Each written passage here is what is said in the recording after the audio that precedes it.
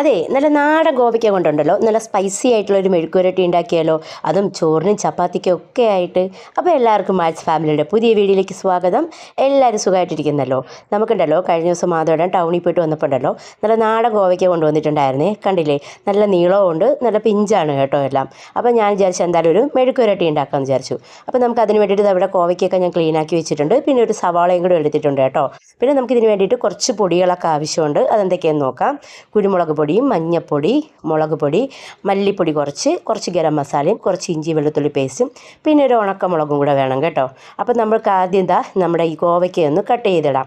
ഈ നമ്മുടെ കോവയ്ക്ക ഉണ്ടല്ലോ നല്ല നീളമുള്ളത് കൊണ്ടുതന്നെ ഞാൻ കുറുക്ക വെച്ച് മുറിച്ചിട്ട് അങ്ങനെ ഒരു 4-8 കഷ്ണമൊക്കെ ആയിട്ട് ഒരു കോവയ്ക്ക കട്ട് ചെയ്യുന്നുണ്ട് കേട്ടോ. അപ്പോൾ നിങ്ങൾക്ക് മാക്സിമം എത്ര കനം കുറച്ച് മുറിക്കാൻ പറ്റുമോ അങ്ങനെ മുറിക്കുക. അപ്പോൾ നമുക്ക് ഈ കോവയ്ക്ക എല്ലാം ഒന്ന് കട്ട് ചെയ്തെടുക്കാം ആദ്യം.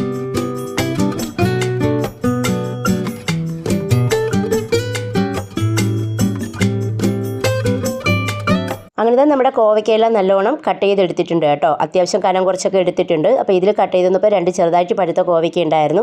ഞാൻ പിന്നെ അതുകൂടെ ഇതിലോട്ട് കട്ട് ചെയ്ത് വെച്ചിട്ടുണ്ട്. ഇനി നമുക്കടുത്ത് സവാള ഉണ്ടല്ലോ, നമ്മൾ ചിക്കനൊക്കെ നോർമലി അരിയുന്ന പോലെ നീളത്തിൽ തന്നെ കട്ട് ചെയ്തെടുക്കാം.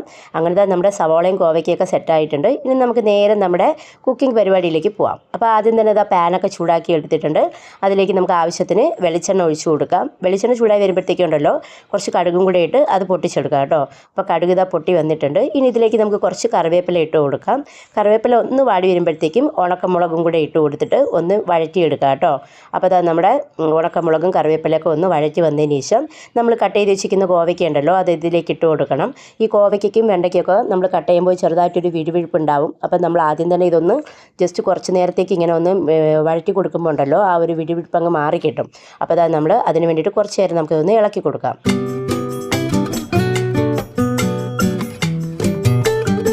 അങ്ങനെ തന്നെ നമ്മുടെ കോവയ്ക്ക് ചെറുതായിട്ടൊന്ന് വാടി വന്നിട്ടുണ്ട്. അപ്പോൾ നമുക്ക് ഇതിലേക്ക് കട്ട് ചെയ്ത് വെച്ചിരിക്കുന്ന സവാളയും കൂടെ ഇട്ട് ഒന്ന് ഇളക്കി കൊടുക്കാം. അപ്പോൾ സവാളയും കൂടെ ഒന്ന് ഇട്ട് ഇളക്കിയതിന് ശേഷം ഉണ്ടല്ലോ നമുക്കിതിനാവശ്യമായിട്ടുള്ള ഉപ്പും കൂടെ ഇട്ട് കൊടുക്കാം. ഉപ്പിട്ടിട്ട് ഒന്ന് ചെറുതായിട്ടൊന്ന് ഇളക്കി കൊടുക്കാം കേട്ടോ.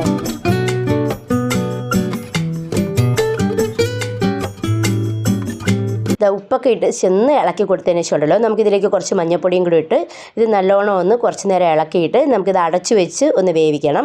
അപ്പോൾ വെള്ളമൊന്നും വേണ്ട, ഈ കോവയ്ക്കയിൽ നിന്നും സവാളയിൽ നിന്നൊക്കെ ഉള്ള വെള്ളം തന്നെ ഇറങ്ങിയിട്ട് അത് വരും. പിന്നെ മാക്സിമം നമ്മളൊന്ന് തീ കുറച്ച് വെച്ച് ചെയ്യാൻ ശ്രമിച്ചാൽ മതി. ഇപ്പോൾ ഇത് ഏകദേശം ഒരു 5-10 മിനിറ്റൊക്കെ ആയപ്പോഴത്തേക്കും നമ്മുടെ കോവയ്ക്കയിൽ നിന്ന് തന്നെ അത്യാവശ്യം വെള്ളമൊക്കെ ഇറങ്ങി അത് നല്ലോണം ഒന്ന് ചെറിയ രീതിക്കൊക്കെ ഒന്ന് വെന്തിട്ടുണ്ട് കേട്ടോ. അപ്പോൾ അത് നമുക്ക് ഇളക്കി കൊടുക്കുമ്പോൾ തന്നെ കോവയ്ക്ക നല്ലോണം ഒന്ന് വെന്തിട്ടുണ്ട്. പക്ഷേ നമ്മൾ മെഴുക്കുവരട്ടിയാണല്ലോ ഉണ്ടാക്കുന്നത്, അപ്പോൾ മാക്സിമം ഒന്ന് വഴറ്റി വേണമല്ലോ ഇതുണ്ടാക്കാനായിട്ട്. ഇനി നമുക്കിതിലേക്കുണ്ടല്ലോ നമ്മൾ മാറ്റി വെച്ചിരിക്കുന്ന ഇഞ്ചി വെളുത്തുള്ളി പേസ്റ്റ് ഇട്ട് ഒന്ന് നല്ലോണം ഒന്ന് എല്ലാ ഭാഗത്തേക്കും ആകുന്ന പോലെ ഒന്ന് ഇളക്കി കൊടുക്കാം. അത് കഴിഞ്ഞിട്ട് നമ്മുടെ പൊടികൾ ഓരോന്നായിട്ട് തട്ടി കൊടുക്കാം കേട്ടോ. അപ്പോൾ ആദ്യം മുളക് പൊടിയും പിന്നെ മല്ലിപ്പൊടി പിന്നെ കുരുമുളക് പൊടിയും ഗരം മസാലയും എല്ലാം കൂടെ ചേർത്തിട്ടുണ്ട്. പിന്നെ നമ്മുടെ പാത്രത്തിൽ ബാലൻസ് ഉള്ള പൊടികളെല്ലാം ഞാൻ ഇതിലേക്ക് തട്ടി കൊടുക്കുവാണേ. എന്നിട്ടിത് നമുക്ക് നല്ലോണം ഒന്ന് ഇളക്കി കൊടുക്കണം.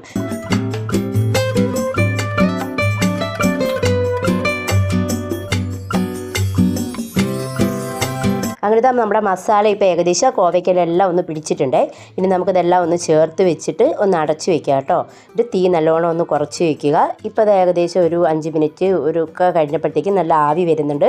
അപ്പോൾ ഇത് നമുക്കൊന്ന് തുറന്ന് നോക്കിയാലോ. ഇതാ നല്ല അടിപൊളിയായിട്ട് നമ്മുടെ കോവയ്ക്ക സെറ്റായി വന്നിട്ടുണ്ട് കേട്ടോ. അപ്പോൾ അത്യാവശ്യം ഇപ്പോൾ ഒന്ന് ഡ്രൈ ആയി കിട്ടിയിട്ടുണ്ട്. ഇനി ഇത് നമുക്കൊന്ന് കുറച്ച് ഇളക്കി കൊടുക്കാൻ വേണ്ടും.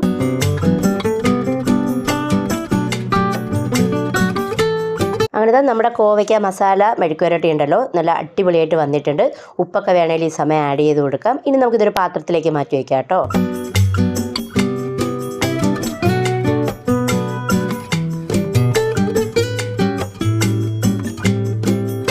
അങ്ങനെ നമ്മുടെ ഈസി ആൻഡ് ടേസ്റ്റി ആയിട്ടുള്ള സ്പൈസി കോവയ്ക്ക മെഴുക്കുവരട്ടി റെഡി ആയിട്ടുണ്ട് കേട്ടോ. നമ്മളിതിൽ ഒരുപാട് എരിവൊന്നും ആഡ് ചെയ്യാത്തതുകൊണ്ട് തന്നെ കുഞ്ഞുങ്ങൾക്ക് മുതിർന്നവർക്കൊക്കെ ഇത് ഒരുപോലെ ഇഷ്ടപ്പെടും. നമുക്ക് ചോറിൻ്റെ കൂടെ മാത്രമല്ല കേട്ടോ, ചപ്പാത്തിയുടെ കൂടെയൊക്കെ ഡ്രൈ ഐറ്റമായിട്ടും നമുക്ക് ഈ മെഴുക്കുവരട്ടി യൂസ് ചെയ്യാം. അപ്പോൾ ഞാൻ ഇവിടെ കുറച്ച് ചൂട് ചോറിൻ്റെ കൂടെ ഒന്ന് ടേസ്റ്റ് ചെയ്യുവാണ് കേട്ടോ. നമ്മുടെ മെഴുക്കുവരട്ടിയൊക്കെ നല്ലോണം വെന്ത് കിട്ടിയിട്ടുണ്ട്. അതുപോലെ തന്നെ ഒത്തിരി വെള്ളമൊന്നും നമ്മളിതിൽ ആഡ് ചെയ്തിട്ടില്ല.